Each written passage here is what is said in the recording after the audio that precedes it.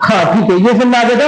यानी कि इसका चुनाव इस कार्य के लिए नहीं हुआ है, ये आदमी है ना, क्योंकि सीनियर आईएएस अधिकारी का इसलिए इस पद पर बैठा है। और मुख्य काम क्या है इसका? लोकसभा के सांसदों को असिस्टेंस देना, सलाह देना, सुझाव देना, लोकसभा के कार्य को देखना। समझा?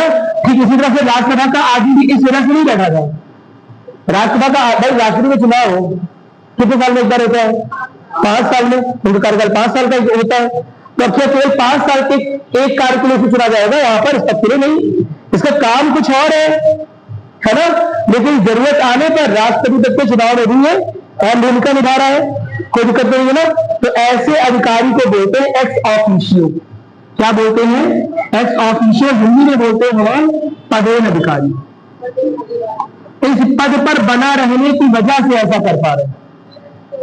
इस काम को करवाने के लिए इस पद या पद नहीं मिला है। मेरी बात सुनाई? इस पद पर रहने की वजह से यह चुनाव करवा रहा है। तो ऐसे अधिकारी को पदेन अधिकारी, जैसे उपराष्ट्रपति के रूप में चुना गया व्यक्ति राज्यसभा का अध्यक्ष होता है, तो राज्यसभा का पदेन अध्यक्ष होता है। मेरी बात में उपराष्ट्रपति के लिए चुना गया तो भूमिका कौन सी निभा रहा है?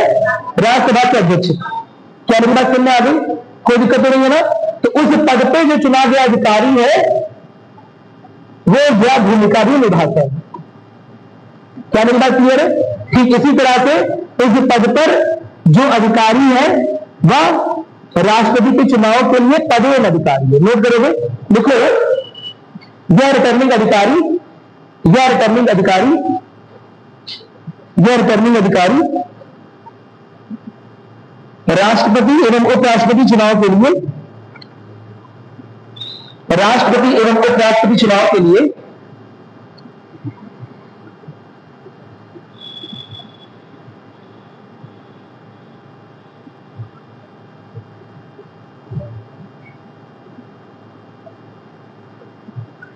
पदेन अधिकारी है, पदेन अधिकारी है, बस पदेन अधिकारी है। इतना लिख लो, कोई दिक्कत नहीं है ना। अब जो हमने वारंट वाली बात की थी, जमानत वाली बात की थी, वो हम कर लेते हैं कि राष्ट्रीय चुनाव में आप लड़ने जा रहे हैं तो आपको 15,000 रुपए किसके पास जमा करवाने पड़ेंगे? किसी पदेन अधिकारी के पास जमा करने पड़ेंगे। क्या बात क्लियर है? और अगर आपको कुल वैध मत मूल्यों का 1/6वां हिस्सा प्राप्त नहीं होता है तो आपकी जमानत जब्त हो जाएगी। उसकी जब्त नहीं होगी जो सेकंड रैंक पर आया, वो थर्ड पे आया, जो भी है, तभी जब्त होगी जब आपको 1/6 से कम वोट मिले। यानी कि आप जीतने लायक नहीं थे, फिर भी आपने सरकारी संसाधनों का, सबका टाइम वेस्ट किया, सरकारी संसाधनों का दुरुपयोग किया, तो इस वजह से आपकी जमानत जब्त हो जाएगी। क्या मेरी बात क्लियर है? मेरी बात सुन रही? ऐसे में अपना बहुत लोग खड़े हो जाएंगे, हालांकि राजनीतिक चुनाव पे सब लोग नहीं खड़े, क्योंकि 50 साल में 50 समर्थन चाहिए, लेकिन फिर भी एग्जाम्पल दे रहा हूं, कोई दिक्कत नहीं है ना। तो 15,000 की जमानत राशि पदेन अधिकारी के पास वो उम्मीदवार जमा करते हैं जो इच्छा रखते हैं राष्ट्रपति के चुनाव में लड़ने की। एक बार चुनाव का रिजल्ट आ गया, गणना हो गई, उसके बाद देखा जाता है कि उम्मीदवारों को कितना कितना मिला है। अगर किसी उम्मीदवार को बाई चांस कुल वैध मतों का 1/6 हिस्से से, 1/6 में कितना हो गया? 16.67% से, समझ आ रहा है? अगर 16% से कम मिल रहा है तो ऐसे में उसका जमानत जब्त हो जाएगा, उसके 15,000 चले जाएंगे। कोई दिक्कत नहीं है ना। यही बात देखेंगे, लिखिएगा, देखिए देखिए देखिए इस पदेन अधिकारी के पास, इस पदेन अधिकारी के पास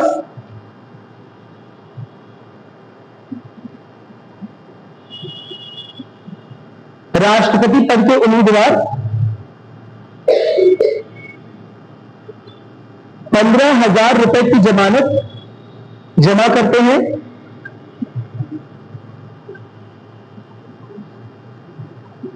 15,000 रुपए की जमानत जमा करते हैं।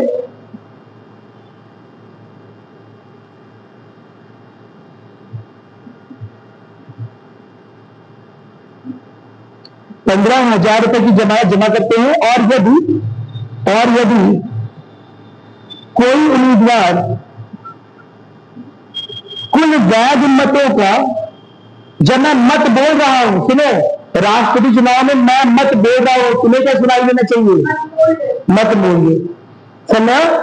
खुद कदर है ना, जब मैं मत बोल रहा हूं तो असल में किसके बारे में बात हुई? मत बोल होती, क्योंकि एक विधायक के पास एक वोट नहीं है, किसी के पास 7 किसी के पास 20, किसी के पास 50 ऐसे वोट है।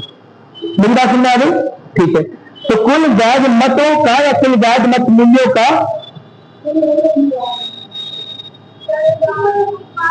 यदि कोई उम्मीदवार कुल वैध मत मूल्यों का या कुल वैध मतों का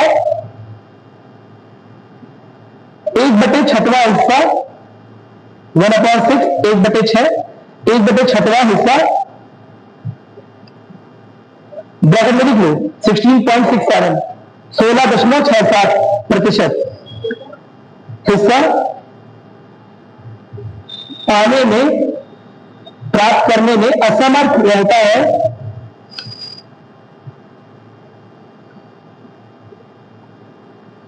तो चुनाव के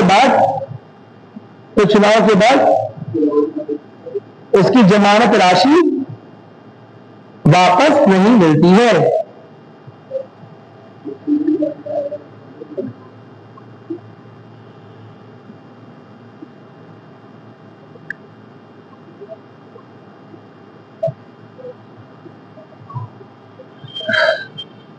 उसकी जमानत राशि वापस नहीं मिलती है। कोई दिक्कत नहीं है। हाँ, ये पैसा तो बढ़ता जाएगा, जैसे कि समाज में पैसे की वैल्यू बढ़ रही है वैसे तो बढ़ता जाएगा ये राशि, ठीक है। लेकिन इसका सोचना इंपॉर्टेंट नहीं है। मेरी बात नहीं, आपसे से किसी एग्जाम में कभी भी नहीं पूछा जाएगा, ठीक है। अंतिम और अलग इसी साल चेंज हुआ है कुछ, ठीक है। जिस साल चेंज हुआ है उस साल पूछा सकता है, अदरवाइज नहीं पूछा सकते, ठीक है। तो अच्छा, अब एक दो इंपॉर्टेंट फैक्चुअल बात जो बताया था कि सन 1969 में एल संजीवा रेड्डी पहली बार ऐसे राष्ट्रपति बने, है ना, जो निर्विरोध एक तरह से, यानी कि एक ही बार में ऑटोमेटिकली उनके खिलाफ कोई नहीं खड़ा था। क्या मतलब क्लियर है? और इसी तरह से 1969 में जो वीवी गिरी है ना, वो पहली बार ऐसे राष्ट्रपति बने जिनकी काउंटिंग में, जिनकी गणना में, है ना, सेकंड प्रेफरेंस का यूज किया गया या दोबारा मतगणना हुई। कोई दिक्कत नहीं है ना। अदरवाइज जैसे मैंने बताया, हमेशा अक्सर पहली मतगणना में सब कुछ क्लियर हो जाता है, ठीक है। नोट करो इस बात को, लिख लो। सन 1977 में नीलम संजीवा रेड्डी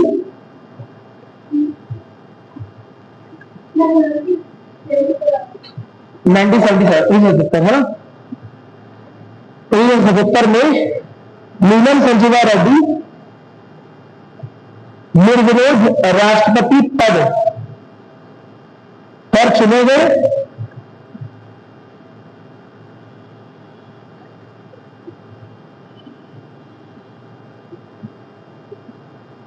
और ऐसा अब तक एक ही बार हुआ है, और ऐसा अब तक एक ही बार हुआ है, ठीक है।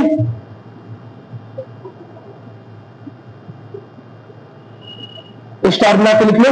दूसरी बात लिखो,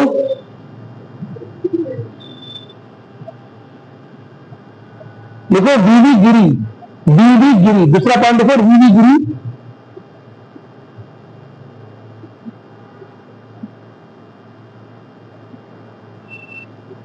कि राष्ट्रपति पद पर उम्मीदवारी के समय, वीवी गिरी की राष्ट्रपति पद पर उम्मीदवारी के समय पहली बार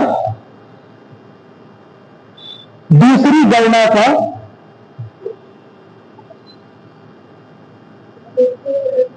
का उपयोग करना पड़ा, है ना, या दूसरी वरीयता का भी उपयोग करना पड़ा, ठीक है। दूसरी गणना बोल सकते हो, तो दोबारा गणना हुई, एक बार में नहीं निकला, और दोबारा गणना हो रही है, यानी कि किसी एक को हटाया जाएगा, उसकी फर्स्ट प्रेफरेंस को काट कर सेकंड प्रेफरेंस को काट कर उसकी सब्स्टिट्यूशन बनाया जाएगा। समझा? तो पहली बात सेकंड प्रेफरेंस का उपयोग किसके चुनाव में किया गया है? इस बात को लिखिएगा, दूसरी ओर का पहली बात लिखिए, ठीक है? लिखिए, चलो आर्टिकल 60 में क्या दिया हुआ है? अनुच्छेद 60 में क्या दिया हुआ है? राष्ट्रपति का शपथ। और आर्टिकल 61 में क्या दिया हुआ है? महाभियोग। महाभियोग राष्ट्रपति के अलावा किस किसका होता है? ये लक्ष्मीकांत वाले बच्चे आते हैं कहीं ना कहीं से। हाँ नहीं, देखिए किसने बताया महाभियोग सीबीआई का होता है?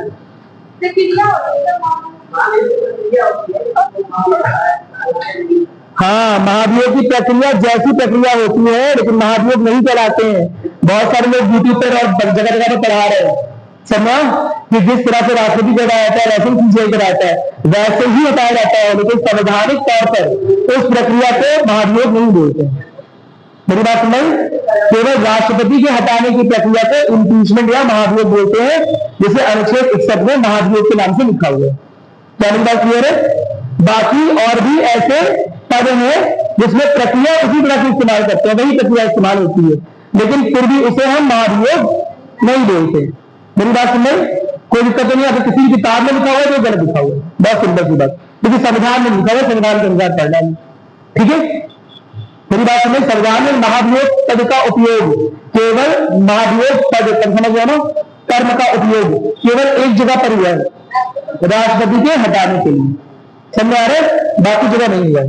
चलो, तो कितना देख लिया हम लोगों ने, उसके आगे देखते हैं।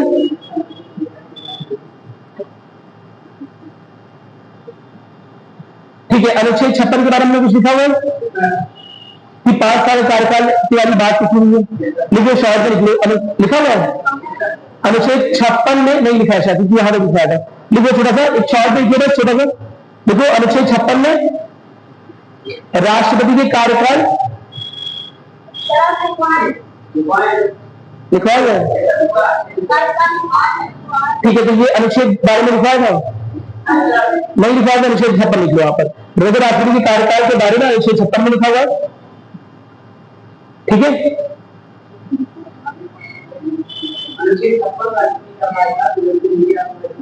लिखा था? अगर लिखा है तो छोड़ दो, अगर नहीं लिखा है तो लिख लो इसे, ठीक है? याद रखना आर्टिकल 56। अरे दोबारा लिख लो, लिखने से कोई नुकसान नहीं होता है। कितना इंक बचा रहे हो तुम लोग, है ना? आधी लाइन बचा लोगे पूरा, सीधे टोपी वाली लड़की से सब कुछ लिख रही है। अनुच्छेद 56, ठीक है? लिखना राष्ट्रपति कार्यकाल क्या इसी में लिखा हुआ है कि 5 साल के भीतर करवाना है, लेकिन बाई चांस नहीं करवा पाए तो वो जो एग्जिस्टिंग प्रेसिडेंट रहेगा, उस समय जो उपस्थित राष्ट्रपति रहेगा, वही आने तक बना रहेगा। कोई दिक्कत नहीं है ना? अच्छा, अपना इस्तीफा कितने का देना होगा? तो एक बात को, क्योंकि नियुक्ति भी किसने की थी? हाँ, ये निकल गया। किसने की थी नियुक्ति? सीबीआई ने की थी। समझ आ रहा है? शपथ ग्रहण किसने करवाया था? सीबीआई ने करवाया था, और इसीलिए अपना इस्तीफा भी किसे देगा? समझ आ गया? जैसे भी जबकि तेरे को मत फंस जाया करो, ठीक है? अनुच्छेद 57 किस बारे में? पुनर्निर्वाचन। कितनी बार हो सकता है? अनगिनत बार। ये बात लिखवा चुके हैं, लेकिन अनुच्छेद 57 लिखा तुम लोगों ने यहाँ पर नहीं लिखा है तो लिख लो, अनुच्छेद 57, ठीक है? कौन सा एक व्यक्ति है जो, है ना, एक बार से ज्यादा लिख चुके हैं? देख के चलो ठीक है, बड़ी तेजी से देखते हो तुम लोग, ठीक है? पुनर्निर्वाचन राष्ट्रपति पद पर किसका हुआ है? केवल और केवल डॉक्टर राजेंद्र प्रसाद का। लिख लो, ठीक है? राष्ट्रपति पद पर पुनर्निर्वाचन किसका हुआ है? केवल और केवल डॉक्टर राजेंद्र प्रसाद।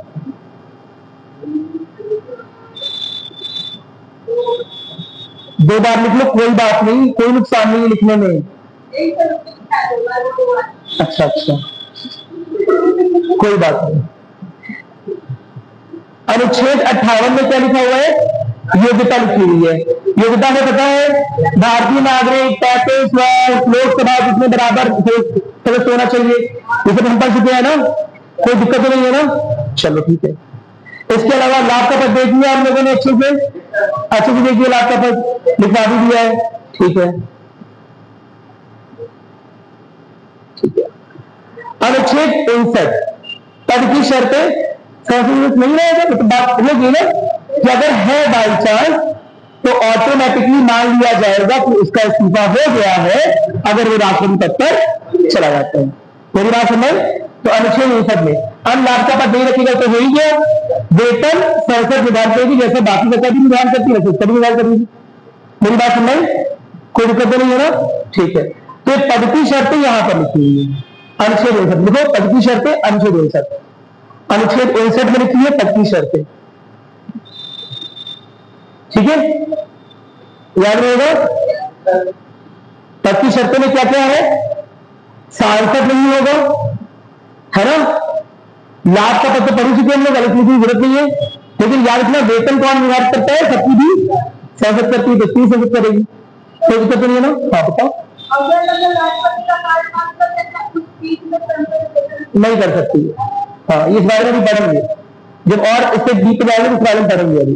ठीक है, कोई दिक्कत नहीं है ना। जब उसका कार्यकाल चल रहा है तो एक राष्ट्रपति के सैलरी में कटौती नहीं हो सकती है अगर उसका कार्यकाल चल रहा हो, वरना ऐसा होने लगेगा कि अगर संसद की बात नहीं मानेगा, मंत्री की बात नहीं मानेगा, मंत्रियों के द्वारा लिखित प्रस्तावित चीजें तुरंत एक ही बार पास नहीं करेगा, तो पता चला ये सब बदला देने के लिए उसका सैलरी जायज कर दे, समझे, 2 लाख से 20,000 तक पहुंचा दे। 4 लाख क्लियर है? अभी 2 लाख नहीं है, अभी 4 है, 5 लाख है, 5 लाख है इस समय। ठीक है, चलो। अनुच्छेद 60 में क्या लिखा हुआ है? शपथ कौन बनवाएगा? सीजेआई। सीजेआई नहीं है तो कौन? सीनियर मोस्ट जज, जो वरिष्ठतम जज होगा। मेरी बात सुनिए, अगर सीजेआई राष्ट्रपति बन रहा है तो कौन दिलवाएगा?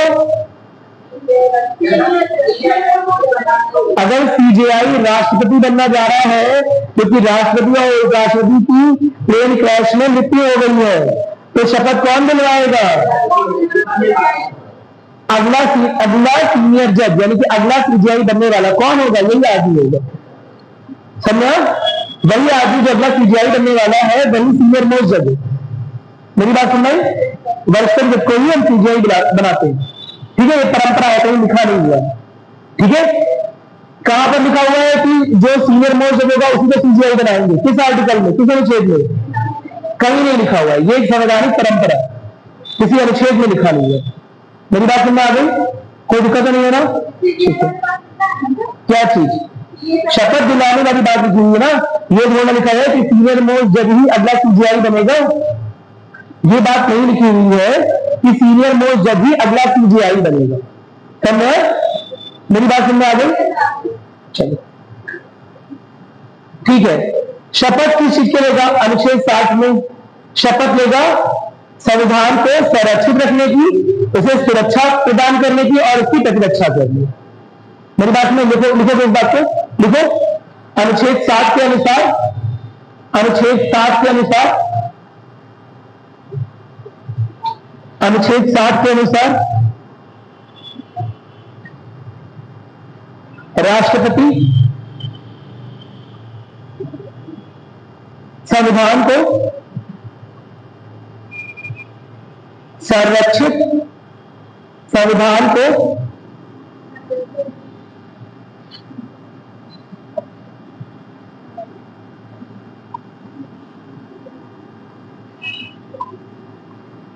संरक्षित, सुरक्षित, एवं प्रतिरक्षित करेगा।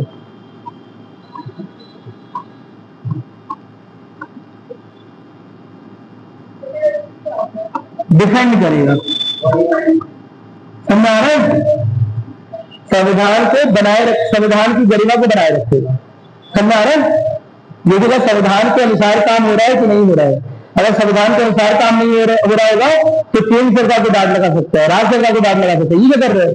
किसी अधिकारी को डांट लगा सकता है। मेरी बात नहीं, संविधान की गरिमा संविधान की सुरक्षा, संविधान का संरक्षण सारा का सारा जिम्मा किसका है? सीजीआई का तो है ही, सर्वोच्च न्यायालय का तो है ही, साथ ही साथ राष्ट्रपति का भी, इसकी शपथ भी होती है। याद रखना इस बात को, क्योंकि इसमें ना कैसे क्वेश्चन आ सकते हैं कि संविधान की सुरक्षा का, प्रतिरक्षा का किसने शपथ ली होती है? तो कई बार लोग समझते सीजीआई नहीं ली है, लेकिन राष्ट्रपति ने भी ये शपथ ली है। मेरी बात समझ आ रही है? कोई दिक्कत नहीं है ना? ठीक है। अनुच्छेद 61, अब आ रहा है अनुच्छेद 61 के बारे में, जिससे बोलते हैं महाभियोग किसका किसका हो सकता है? राष्ट्रपति और राष्ट्रपति का ही, शाबाश। और किसी का महाभियोग नहीं होता है। प्रक्रिया सेम हो सकती है, लेकिन उसे महाभियोग के रूप में संविधान में नहीं लिखा हुआ है। समझा? तो जो चीज जिस रूप में संविधान में लिखी है उसे हम वही मानेंगे। बहुत सिंपल सी बात, कोई दिक्कत नहीं है ना? ठीक है, लिखोगे अनुच्छेद 61 के अनुसार, अनुच्छेद 61 के अनुसार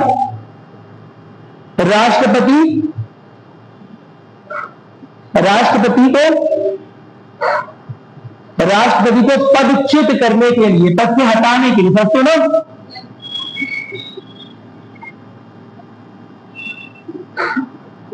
करने के लिए उस पर महाभियोग चलाया जा सकता है, के लिए उस पर महाभियोग चलाया जा सकता है।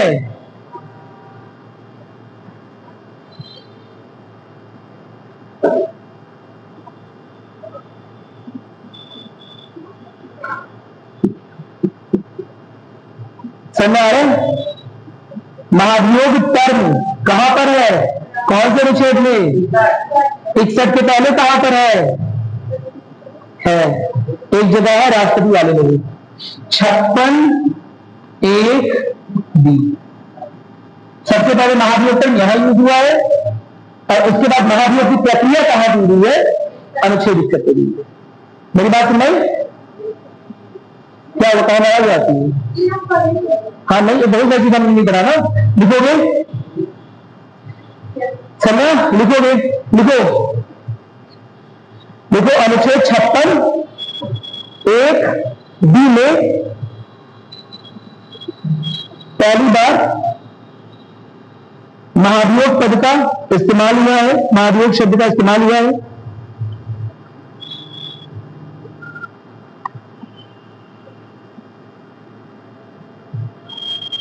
और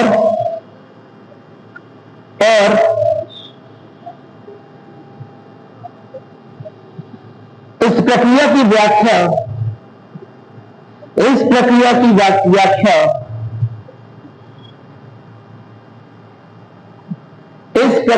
व्याख्या अनुच्छेद 61 में दी गई है।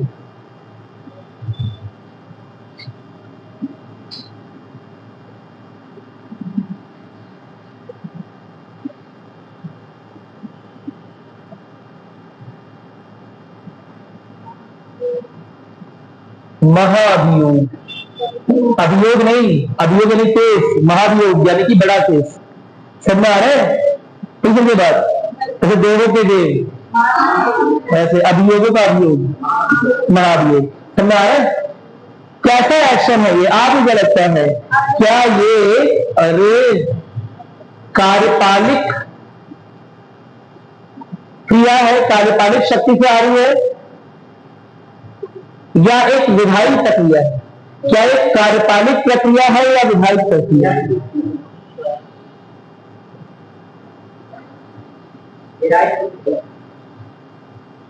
संसद के द्वारा पारित कोई भी चीज एक्शन में तब तक नहीं आती है जब तक राष्ट्रपति उस पर साइन ना कर दे, सिवाय किसके?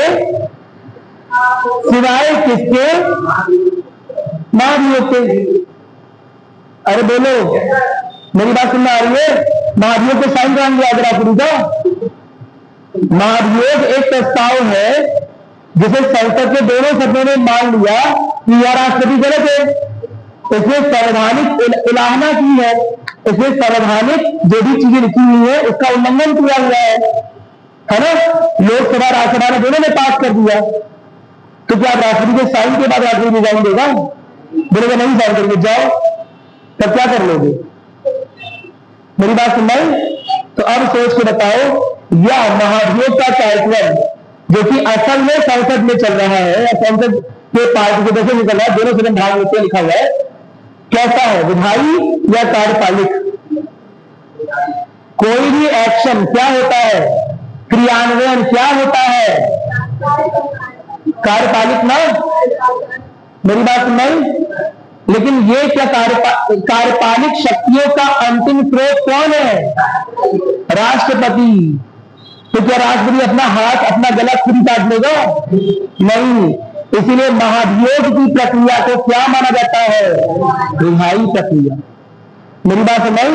इस प्रक्रिया के अलावा बाकी सब प्रक्रिया क्या हो सकती है? कार्यपालिक। समझा? संसद का काम है कानून को पास करना, राष्ट्रपति के साइन के बाद ही कुछ आएगा। संसद का काम है प्रस्ताव को पास करना, राष्ट्रपति के बाद ही उसका क्रियान्वयन होगा। लेकिन अगर इस चीज को पास करने के बाद, इस प्रस्ताव के पास होने के बाद राष्ट्रपति का इंतजार करते रहेंगे तो ये इंतजार काफी लंबा चला जाएगा, हाँ महंगा पड़ जाएगा। समझ आ रहा है? क्योंकि इंतजार कुछ खत्म नहीं होगा। क्या ऐसे किसी डॉक्यूमेंट पर राष्ट्रपति साइन करेगा? मेरी बात सुनाई? इसीलिए क्योंकि राष्ट्रपति का साइन हुआ नहीं, इसीलिए ये प्रक्रिया है कैसी, विधायी या कार्यपालिक? विधायी। दिखने में कार्यपालिक, क्योंकि दिखने में कुछ क्रियान्वित हुआ है, राष्ट्रपति को हटाया गया। मेरी बात सुनाई? नहीं समझे बात? दिखने में क्रियान्वित हुआ है, हटाया गया है, लेकिन असल में ये क्रिया कौन करवा रहा है? संसद करवा रही है। इसमें राष्ट्रपति के हस्ताक्षर की जरूरत नहीं है, जो कि कार्यपालिक शक्तियों का अंतिम प्रमुख माना जाता है। कार्यपालिक सारी शक्तियां, क्रियान्वयन की सारी शक्तियां का स्रोत कौन है? राष्ट्रपति। समझे? एक छोटा सा इनकम टैक्स कमिश्नर आपके यहाँ छापा मार रहा है, समझे? मेरी बात सुन रही है? या एक कोई भी अधिकारी आपके यहाँ आया हुआ है, कुछ आप मुकदमा कर रहे हैं, कुछ भी कर रहे हैं, वो सारी शक्तियां उन अधिकारियों के पास कौन दे रहा है? राष्ट्रपति। सारी की सारी क्रियान्वयन शक्तियों का स्रोत कौन है? राष्ट्रपति। लेकिन इस केस में नहीं, या एक विधायी प्रक्रिया मानी जाएगी। क्या नंबर क्लियर है? कोई दिक्कत तो नहीं है ना? समझ गए मेरी बात? मैंने क्या बोला नोट करोगे, लिखो।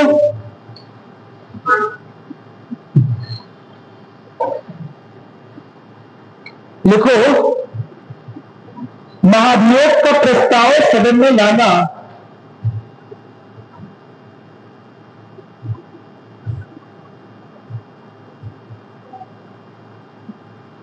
महाभियोग का प्रस्ताव सदन में लाना एक प्रकार की विधायी प्रक्रिया है। ठीक है?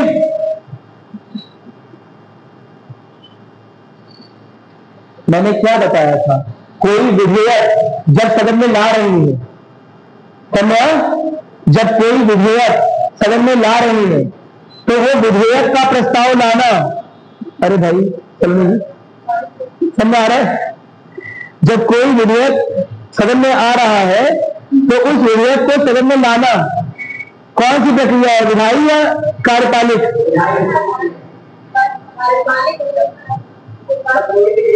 किसी विधेयक को सदन में लाना, प्रस्ताव लाना कार्यपालिक है या विधायी है?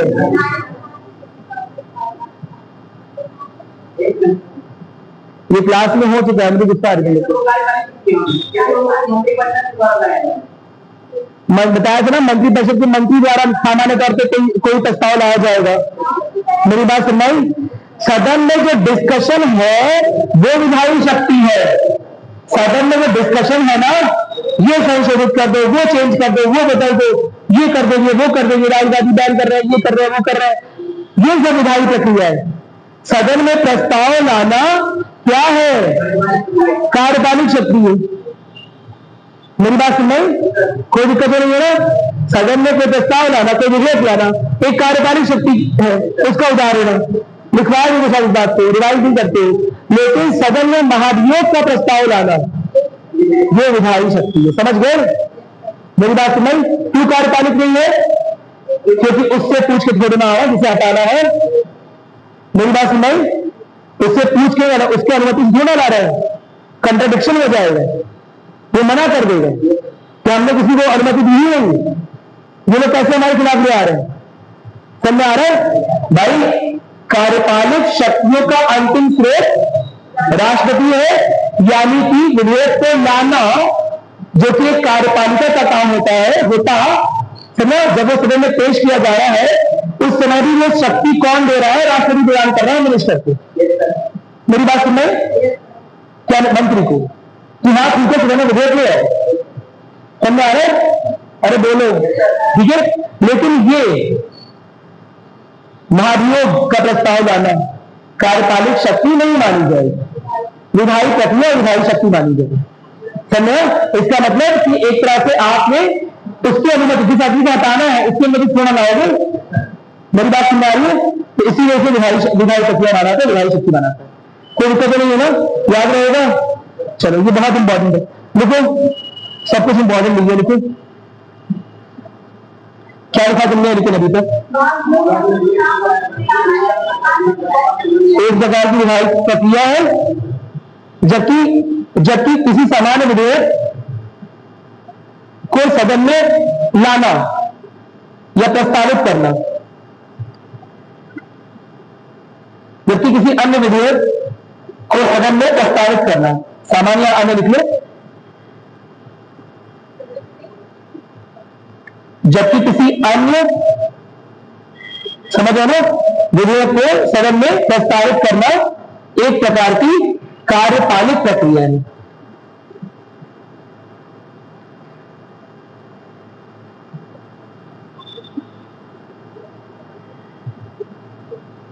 कोई दिक्कत नहीं है ना? देखो संविधान के अनुसार राष्ट्रपति के अलावा किसी अन्य पर महाभियोग नहीं चलाया जाता है। क्लियरली लिखो ताकि याद रहे। संविधान के अनुसार राष्ट्रपति के अलावा किसी अन्य पर महाभियोग नहीं चलाया जाता है।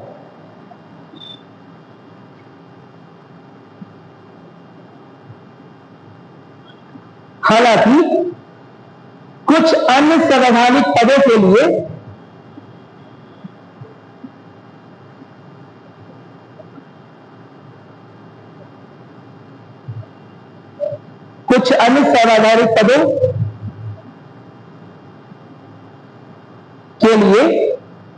महाभियोग जैसी ही प्रक्रिया का उपयोग किया जाता है। महाभियोग जैसी प्रक्रिया का ही उपयोग किया जाता है। ठीक है? तो राष्ट्रपति को क्यों हटाएंगे? क्या कारण होता है? Very good. राष्ट्रपति से बड़ा भी कौन है? संविधान। समझ जाओ ना? अगर संविधान का उल्लंघन करते, संविधान की बाउंड्री को, संविधान की सेट सीमा को, समझ रहे ना, संविधान के गढ़े हुए ढांचे को, है ना, अगर राष्ट्रपति भी उसकी बाउंड्री पास कर रहा होगा, क्रॉस कर रहा होगा, तो राष्ट्रपति से भी इस्तीफा ले लेंगे, राष्ट्रपति को भी हटा देंगे। इतनी पावर किसकी है? संविधान की। मेरी बात सुनाई? समझा चुका हूं ना? वो गाड़ी वाला एग्जाम्पल दिया था, समझ आ रहा है? ठीक उसी तरह से संविधान का उल्लंघन करने पर राष्ट्रपति को हटाया जा सकता है, ऐसा अनुच्छेद 61 में लिखा हुआ है। लिखोगे राष्ट्रपति पर महाभियोग चलाए जाने का कारण उसके द्वारा संविधान का उल्लंघन किया जाना है।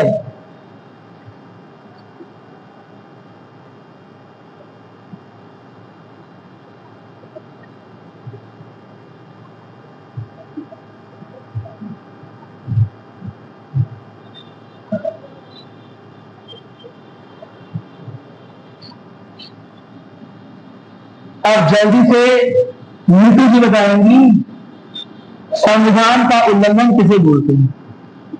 संविधान का उल्लंघन करने पर राष्ट्रपति को हटा सकते हैं। अब इस संविधान के उल्लंघन की कोई परिभाषा है? संविधान में लिखा हुआ है कि आप क्या है, एक सेकुलर देश है, एक पंथ निरपेक्ष धर्म निरपेक्ष देश है? तो बोलो, लिखा है कि लिखा है? समझ आ रहा है? राष्ट्रपति कोई ऐसा भाषण दे दे जो किसी की धार्मिक भावनाओं को उद्वेलित करता हो, किसी की धार्मिक भावनाओं से छेड़छाड़ करता हो, किसी को परेशान करता हो, कोई कमेंट कर दे। मेरी बात सुन आ रही है? तो बोलो, ठीक है? तो अगर धार्मिक भावनाएं उद्वेलित होंगी, ठीक है, तो ये क्या संविधान का उल्लंघन माना जाएगा? माना जाएगा। होता राजनीति छुआछूत प्रैक्टिस कर ले, समझ रहे हो ना? छुआछूत संविधान के अनुसार सही है गलत है? गलत है। मौलिक अधिकारों का हनन हो जाएगा दूसरे के, यही तो है। अरे बोलो, तुम्हारा मन हो रहा है अपने फेवरेट स्टार को छूने का, ऋतिक रोशन, करीना कपूर, समझा? अगर वो तुम्हें नहीं छूने देंगे तो तुम बोल दोगे ना कि अनुच्छेद 17 का हनन हो रहा है। बोल सकते हो ऐसा? क्यों? तुम भी बोल दो कि छुआछूत प्रैक्टिस कर रहे हैं। आला बच्चे बोले रंडी को नहीं छूने देंगे, हमें नहीं छूने देंगे, कैसा? क्योंकि वेरी गुड, उनका भी कुछ मौलिक अधिकार है, उनकी भी अपनी स्वतंत्रता। मेरी बात नहीं, छुआछूत का मतलब नहीं कि किसी को छू दे फिर के चलोगे, कोई छूने नहीं, बस बोल दे हमें छुआछूत दे रहा, छुआछूत कर दिया। बात नहीं, छुआछूत की प्रैक्टिस इसका मतलब होता है वो सामाजिक बुराई है ना, धर्म या जाति के आधार पर जो छुआछूत की प्रैक्टिस पहले से ही सामाजिक बुराई के रूप में, एक सामाजिक कुरीति के रूप में एग्जिस्ट करेगी समाज में, वो प्रैक्टिस नहीं होनी चाहिए। समय इसका मतलब ये नहीं कि राजनीति को रोको, छू लो के अरे नहीं छू रहा, नहीं छूने दे रहा तो बोलो छुआछूत प्रैक्टिस कर। क्या मतलब क्लियर है? यहाँ पर मतलब क्या निकलता है? सामाजिक बुराई के रूप में निकलता है। क्या मेरी बात सुन रहा है? चलो कमिंग बैक, तो अगर राजनीति छुआछूत प्रैक्टिस कर रहे हैं तो संविधान का उल्लंघन कर रहे हैं, कर रहे हैं। मेरी बात सुन रहे? तो संविधान का उल्लंघन तो कई तरह से हो सकता है ना, संविधान का उल्लंघन तो कई तरह से हो सकता है। मेरी बात, संविधान में बहुत सारी भावना है। मेरी बात सुनो, लोकतांत्रिक भावना, गणतांत्रिक भावना, सॉवरेंटी है, बहुत सारी चीजें, सरकारी चीजें हैं। अगर किसी राज्य के ऊपर केंद्र सरकार ने जबरन राष्ट्रपति शासन को लगाने की कोशिश की और राष्ट्रपति ने कुछ नहीं बोला, आराम से साइन कर दिया, तो क्या यह संवैधानिक मूल्यों, संवैधानिक भावनाओं का उल्लंघन माना जाएगा?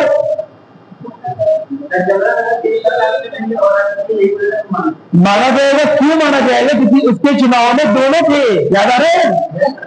उसके ऊपर केवल केंद्र की जिम्मेदारी नहीं है, राज्यों की भी जिम्मेदारी है कि राज्य सही से चले, समझा? तो इसे भी संवैधानिक भावना का उल्लंघन माना जाएगा। क्या मतलब क्लियर है? तो संविधान को बहुत तरह से उल्लंघन हो सकता है। असल बात क्या है? संविधान का उल्लंघन हुआ कि हुआ है कि नहीं हुआ है, कौन तय करेगा? Option A Laxmikanth, option B D D Basu, option C Lucent, समझ ना, ऑप्शन डी देश की संसद। अब यही हो गया ना, ऑप्शन ही ऐसे ले लिए। बात नहीं, संविधान का उल्लंघन हुआ है कि नहीं हुआ है, असल में यह तय कौन करेगा? देश की संसद खुद। मेरी बात नहीं, तो असल में हो क्या है वो समझो मेरी बात। असल में अगर कोई पॉलिटिकल विल है, अगर कोई राजनीतिक इच्छा शक्ति है ना, कि हमें उन्हें हटाना है, राष्ट्रपति को हटाना है, तो फिर वो संविधान का उल्लंघन का नाम लेकर हटा सकते हैं, क्योंकि संवैधानिक उल्लंघन की परिभाषा कभी भी लिखी नहीं हुई है। वो संसद को लिखना चाहिए कि संवैधानिक उल्लंघन नहीं। क्या मेरी बात क्लियर है? मेरी बात सुन रहे, समझ आ गए? लेकिन वो डिसाइड, वो परिभाषा भी कौन तय करेगा? संसद खुद तय कर रही है। क्या मेरी बात क्लियर है? उस पर कोई क्वेश्चन मार्क नहीं हो सकता है कि आप सुप्रीम कोर्ट पहुंचे कि हमने क्या हार्म कर दिया, हमने क्या कर दिया। संसद के अपने समझ पर है, संसद की अपनी संवैधानिक तौर पर है कि अगर उसे लगता है राष्ट्रपति ने संविधान का उल्लंघन किया है, तो वो ऐसा बिल या ऐसा प्रस्ताव ला सकती है जिससे राष्ट्रपति को इस्तीफा देना पड़ जाए। क्या मेरी बात क्लियर है? मेरी बात समझ, क्योंकि संविधान के उल्लंघन की परिभाषा कहीं लिखी नहीं हुई है, यानी कि संसद का मत ही उसमें सर्वोपरि माना जाएगा। मेरी बात में राजनीतिक इच्छा शक्ति ही इसमें सर्वोपरि मानी जाएगी। कोई दिक्कत नहीं है ना? समझ गए? समझ आ रहा है? नोट करेंगे। करता है, ये बात सही है, लेकिन संविधान का उल्लंघन किसे किसे माना जाएगा? संविधान में तो बहुत सारी चीज दी हुई है, समझ आ रहा है? संविधान में तो बहुत सारी चीज दी हुई है ना, तो वो सारी चीजें में से कौन सी ऐसी चीजें हैं जिसके उल्लंघन को संविधान का उल्लंघन मान लिया जाएगा? क्योंकि ये बात तो क्लियर है कि रखते आखिरी ढंग से चीज ना फॉलो करता है। समझ आ रहा है? अरे बोलो, ठीक है।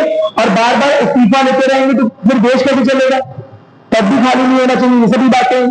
तो इस वजह से संसद डिसाइड करती है कि सच में इस्तीफा लिया जाए या ना लिया जाए, है ना? सच में संविधान का उल्लंघन हुआ है कि नहीं हुआ, ठीक है। हालांकि संविधान में जो कुछ भी लिखा है इसकी अंतिम व्याख्या कौन कर रहा है? सर्वोच्च न्यायालय कर रहा है। लेकिन इस मामले में संवैधानिक चीजों का उल्लंघन हो रहा है कि नहीं हो रहा है, या डिसीजन कौन ले रही है? संसद। और इस लिहाज से संसद ही डिसाइड करती है कि राष्ट्रपति का महाभियोग होगा कि नहीं होगा। अगर संसद डिसाइड कर ली कि राष्ट्रपति का महाभियोग करना ही करना है, तो सर्वोच्च न्यायालय उसे रोक नहीं सकता है, सिवाय प्रक्रिया पर कोशिश कर सकता है, प्रक्रिया पर सवाल कर सकता है। मेरी बात में कि जो प्रक्रिया फॉलो हुई है वो सही नहीं हुई है, ये प्रोसेस फॉलो हुआ है वो सही नहीं हुआ है। अगर प्रक्रिया सही फॉलो हुई है, भाई केवल सर्वोच्च न्यायालय की समझ ना, केवल सर्वोच्च न्यायालय की सर्वोच्च नहीं हो रहा है, संसद भी सर्वोच्च है। मेरी बात में कोई दिक्कत नहीं है ना? तो संसद के लिए अपनी वैल्यू है, संसद के लिए अपना मान है। अगर संसद को लगता है कि राष्ट्रपति काम नहीं कर पा रहा है, समझा है, तो ऐसे राष्ट्रपति के खिलाफ महाभियोग आ सकता है, बहाना कर सकते हैं संविधान का उल्लंघन। कोई दिक्कत नहीं है। लेकिन एक बात जो चीज सुनने में इतनी आसान सी लग रही है वो इतनी आसान नहीं है। क्यों नहीं है? क्योंकि पहली बात, द्रौपदी मुर्मू जी गई यहां से, कहा गई? अमेरिका गई, डोनाल्ड ट्रंप के साथ चाय पी रही है, समझो, आराम से चाय बिस्कुट खा रही है, डिब्बा डिब्बा के खाई, समझा? अब चाय का बिस्कुट मुंह में ही था, तब तक टीवी में आज तक वाले दिखाए ब्रेकिंग न्यूज, संसद में महाभियोग का कानून आ गया, राष्ट्रपति को हटाया जाए। अब ये बिस्कुट अंदर जाएगा गले के या नहीं रह जाएगा? नहीं रह जाएगा। ऐसा ना हो जाए, ट्रंप तो बहुत दुष्ट भी है, जानते ही हो तुम लोग, वही से बता करें आप राष्ट्रपति ही नहीं है, आपके खिलाफ महाभियोग करने वाला है ना? आपकी अथॉरिटी देने वाली है, आपसे कुछ ज्यादा करें, समझा है? कभी वापस आप बस बिस्कुट आधे में बताए छीन लेगा, रखो अभी तुम्हारे खिलाफ महाभियोग आ रहा है, समझा भाई? तो ऐसे में राष्ट्रपति जैसे पद की गरिमा बनी रहे, उसे भी आनंद फानंद में वापस ना आना पड़े, उसे भी समय दिया जाए। इसीलिए संसद के किसी भी सदन में ऐसा कोई भी प्रस्ताव लाने से पहले 14 दिन पूर्व एक नोटिस राष्ट्रपति को थमा दिया। समझे?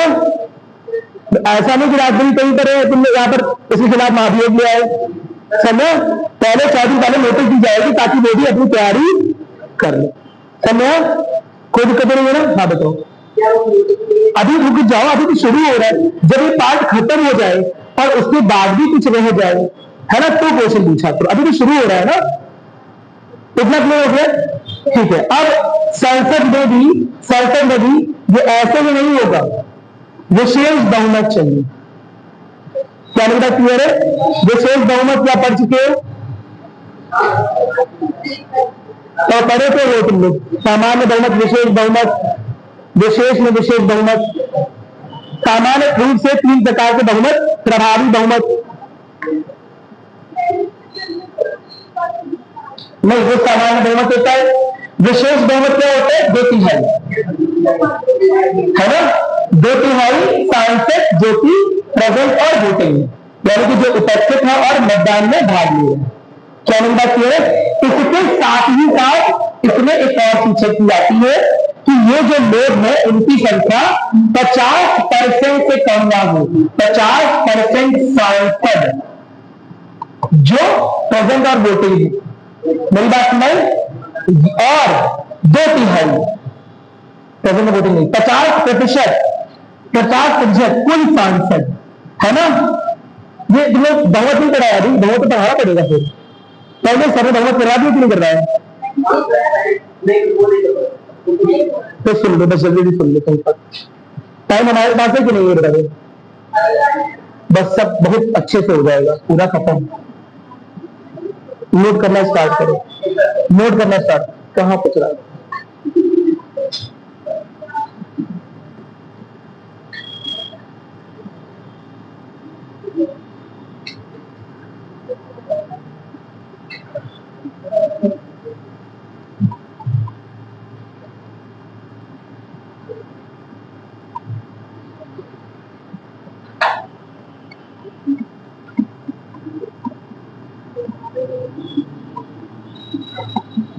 ठीक है, सामान्य बहुमत क्या है? 50% जो भी सांसद है प्रेजेंट एंड वोटिंग, यानी कि उपस्थित और मतदान दे रहे हैं, उस मतदान में भाग ले रहे हैं, मतदान में भाग लेने वाले। ये नहीं कि मतदान के नाम से भाग जाने वाले, समझ रहे हो ना? मतदान में भाग लेने वाले नहीं है ये, समझ आ रहा है? मतदान में भाग लेने वाले नहीं ये, ठीक है? ये नहीं है मतदान में भाग लेने वाले, ये मतदान के नाम से भागने लगे, ठीक है? चलो, याद है? किसी सामान्य चीज को लाना है ना, कोई सामान्य चीज चाहिए तो उसके लिए सांसद प्रेजेंट एंड वोटिंग, यानी कि कोई बहुत सामान्य से कानून है, कोई बहुत छोटा मोटा कानून है ना, जिसका प्रभाव बहुत अधिक नहीं पड़ना है, मेरी बात सुनाई? तो उसके लिए हमारे संविधान में जो चीज की गई है वो सामान्य बहुमत। क्या मेरी बात क्लियर है? फॉर एग्जाम्पल, आपने शायद पढ़ लिया होगा, राज्यों के नाम निर्धारण को हमारे यहाँ बहुत वरीयता प्राप्त नहीं है। यह एक सामान्य कानून मानता है कि राज्यों का नाम बड़े आराम से चेंज कर लो। केरल का नाम क्या कर लो आराम से? केरलम कर लो। मेरी बात सुनाई? बड़े आराम से नाम चेंज हो सकता है राज्य का। उड़ीसा का नाम उड़ीसा का नाम उड़ीसा ओडिशा कर लो। मेरी बात सुनाई? ये बड़े आराम से नाम चेंज होता है हमारे, कोई दिक्कत नहीं है ना। पांडिचेरी का नाम पुडुचेरी कर लो, बड़े आराम से नहीं होता है। तो ये चीज होती है सामान्य बहुमत से, जो कानून बहुत अधिक दबाव, भाई नाम चेंज में क्या जाता है, समझ में आ रहा है? नाम चेंज में कोई अंतर पड़ेगा? अरे बोलो, ठीक है। तो बस यही चीज है सामान्य बहुमत। प्रभावी बहुमत क्या है कि 50% सांसद, ठीक है, जो कि 50% सांसद, यानी कि जो भी सांसद उस संसद में कुल है उसका 50, यहां लिखिए कुल, हाँ, कुल सांसदों का 50%। मेरी बात में, लेकिन माइनस क्या करना पड़ेगा इसमें? रिक्तियां। कौन सी रिक्तियां? जिनकी बाई चांस, जिनके घर पे कौन चला गया हो, हाँ, जिनकी डेथ हो चुकी है, समझा? या फिर जिन्होंने क्या दे दिया हो, इस्तीफा दे दिया हो, या फिर जिनके डॉक्यूमेंट में क्या पा लिया गया हो, गलती गड़बड़ी, समझा? जिनके डॉक्यूमेंट में गलती पाने की वजह से उन्हें हटा दिया गया। मेरी बात सुने? जैसे कुल सांसद 540, जैसे 540 मान लेते हैं आसानी के लिए, रिक्तियां मान लेते 40 की या 20 की रिक्तियां हमने मान ली। तो अब 540 में से 20 जो कितने बचे? 520, और 520 का 50% कितना हो गया? जल्दी बताओ मुझे। 520 का 50% 250, और 500 में 250 ही होगा ना, सब बराबर है। 50% 520 का कितना निकलेगा? जल्दी बताओ मुझे।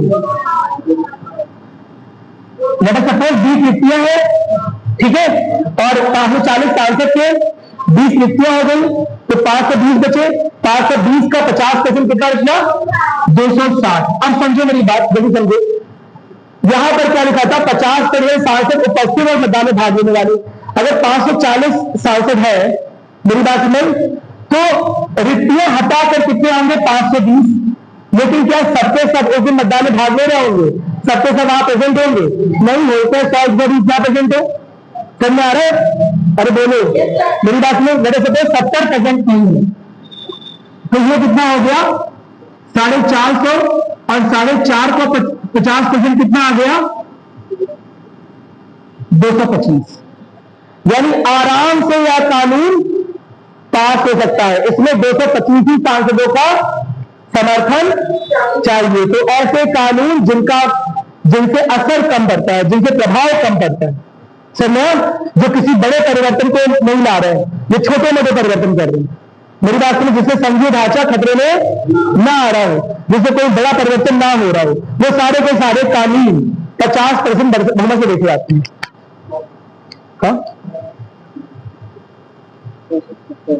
कौन से टॉपिक? प्रेसिडेंट, राष्ट्रपति, है ना? इसे समझ में आ रही है? कोई दिक्कत नहीं है ना? ठीक है।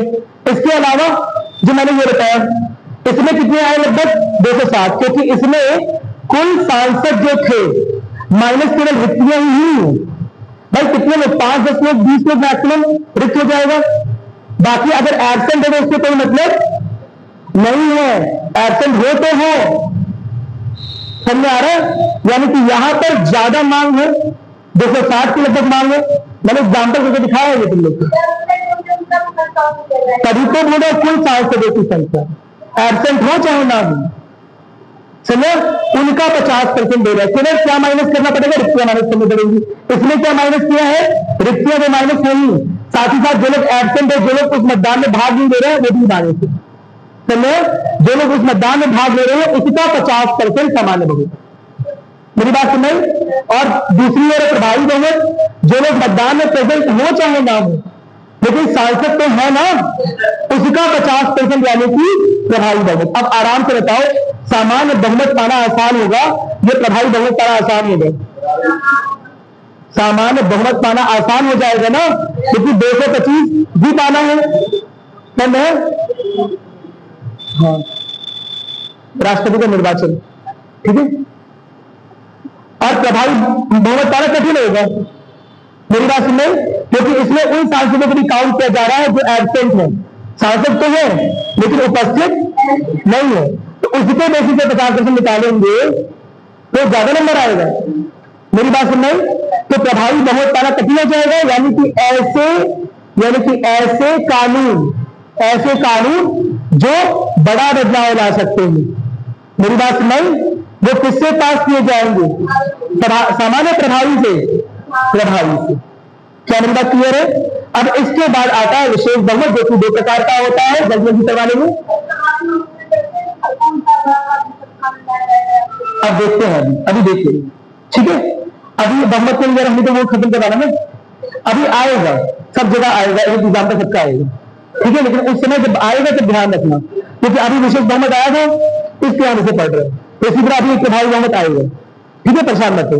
विशेष बहुमत क्या होता है? 2/3 सांसद। 2/3 सांसद बताओ, 2/3 कुल सांसद, ठीक है। मेरी बात सुन आ रही है? ठीक है। अब कुल सांसद तो है, इसमें भी लगता है उपस्थित और मतदान में भाग लेने वाले।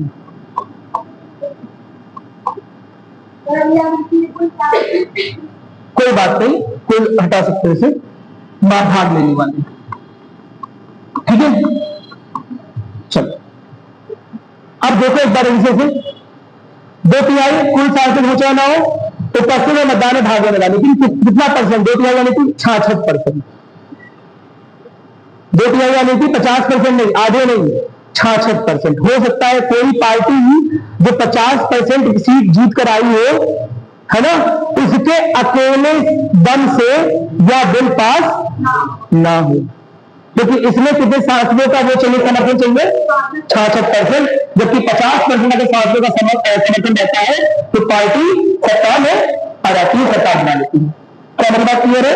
तो इसे हम बोलते हैं विशेष बहुमत, समझा रहे? लेकिन विशेष बहुमत के साथ एक और चीज की आती है, क्योंकि 2/3 सांसद उपस्थित और मतदान में भाग लेने वाले में दिया गया है, समझा?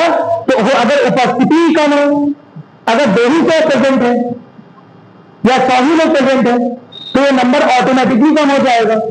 तो इससे बचने के लिए क्या किया जाता है अक्सर कि विशेष बहुमत के साथ ये भी जोड़ दिया जाता है, विशेष बहुमत या प्रभावी बहुमत, यानी कि दोनों में से जो कुछ हो।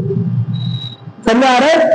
अगर उपस्थित कम हो जाएंगे, समझ आ रहा है, तो नंबर कम हो जाएगा। इससे बचने के लिए क्या क्या आता है कि कम से कम इतने तो हम 50% सांसद कोई सांसद में से भले ही एबसेंट हो जाएगा। क्या मेरी बात सुनने आ रही है? मुझे पता है मुझे दोबारा पढ़ाना पड़ेगा, लेकिन इतना कुछ कुछ लिखते चल रहे हैं, ठीक है। अब इसके अलावा एक विशेष नहीं, विशेष है, अति विशेष नहीं, विशेष नहीं है। विशेष में क्या है कि 2/3 सांसद उपस्थित और मतदान में भाग लेने वाले या प्रभावी बहुमत वाले, इन दोनों में जो बड़ी संख्या हो उसे लेंगे। और साथ ही साथ आधे राज्यों यानी 50% राज्यों की विधानसभाओं से भी ऐसा बिल पास होना चाहिए।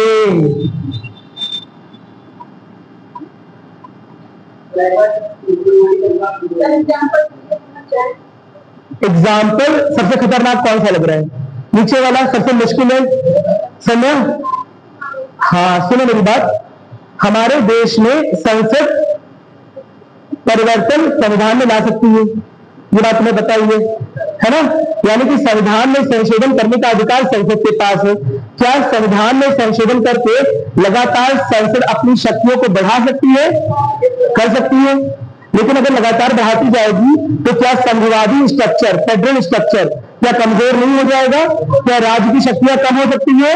हो सकती है। तो जहां भी जो भी ऐसे कानून है ना, या जो भी ऐसे प्रावधान है जिनमें बदलाव लाने से संघवादी ढांचा कमजोर हो जाए, मेरी बात सुन, जिनमें बदलाव लाने से फेडरल स्ट्रक्चर कमजोर हो जाए, वो सारी चीजें इसे विशेष बहुमत से पास करानी पड़ती है। यानी कि राज्यों की सहमति से बड़े काम होंगे। समझा बेटा? सपोज आपने सुना होगा 7वीं अनुसूची के बारे में। 7वीं अनुसूची में 3 लिस्ट दी हुई है, ये पढ़ा है? 7वीं अनुसूची में 3 सूचियां हैं, केंद्र सूची, राज्य सूची और कॉन्करेंट लिस्ट। समझ आ रहा है? कोई दिक्कत नहीं है ना? अब अगर संसद चाहे तो राज्य सूची के विषय उठाकर अपनी सूची में डाल ले, जैसे तुम अपने भाई बहन की नाजी उठाकर अपने प्लेट में डाल लेते हो। कोई रोक टोक है? नहीं है। कब तक नहीं है? जब तक कोई देखने वाला नहीं है। मेरी बात सुन, अगर भाई बहनों से लेना ही है तो उससे मांग कर लेना पड़ेगा ना। तो अगर राज्यों से लेना है, राज्यों की शक्तियां कम कर रहे हो या कोई भी ऐसा प्रावधान ला रहे हो जिससे संघीय ढांचा कमजोर होता है, तो वह अति विशेष से ही होगा। क्या मेरी बात सुनाई?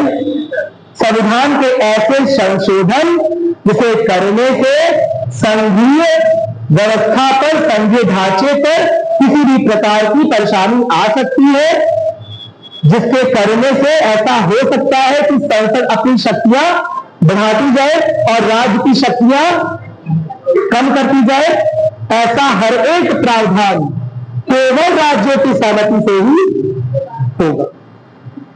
मेरी बात सुनाई? कोई दिक्कत नहीं है ना? और अन्य संवैधानिक संशोधन इससे होंगे विशेष बहुमत के, समझा रहे? लेकिन ऐसे संवैधानिक संशोधन जिसकी वजह से संघीय ढांचे में किसी प्रकार का परिवर्तन हो सकता है, मेरी बात सुनाई, उसमें विशेष बहुमत भी चाहिए प्लस ये भी चाहिए 50% राज्यों की विधानसभाओं में ऐसा विधेयक सामान्य बहुमत से पास होना चाहिए। कहीं नोट किया तुम लोगों ने कि सो गए? ये तो पूछेंगे किसी ने से राज्य विधानसभा में पास होगा तो वहां कौन से बहुमत लगेगा? ये भी पूछना चाहिए था। राज्य विधानसभा में कैसे बहुमत? 50%। समझ आ रहा है? कोई दिक्कत तो नहीं किसी को? बताओ भाई, बोला करो थोड़ा सा। मैं दोबारा बोल रहा हूँ, ये सब कॉम्प्लिकेटेड मैटर है, ये सब ऐसे नहीं एक ही बार में आ जाएगा, लेकिन एक दो बार और कराओगे तो आ जाएगा। लेकिन अभी से नोट कर लो, फर्स्ट रखने की कोशिश करो कि किसने सर ने क्या बताया, क्या मतलब कि अब सोच के बताओ। राष्ट्रपति का चुनाव,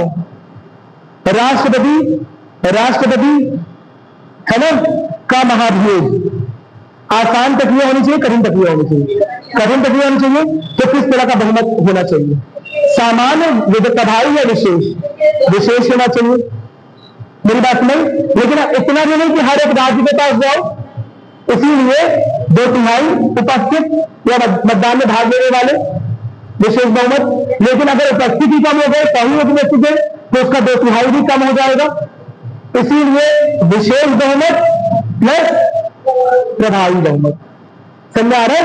कहीं ऐसा ना हो जाए कि कम ही लोग उस दिन उपस्थित हो, इस वजह से कम ही लोग 2/3 बने। अगर 100 ही लोग प्रेजेंट हैं तो उनका 2/3 कितना बनेगा? 66, बहुत ही कम हो जाएगा। समझ आया? तो ऐसे केस में यह भी देखा जाएगा कि 50% सांसद रिक्तियां हटाकर, समझ, रिक्तियां जैसे 540 लोकसभा में रिक्तियां हटा दो, मैं तो बता रहा हूं, तो ये नहीं कि रिक्तियां हूं, 5 ही 6 है, ठीक है।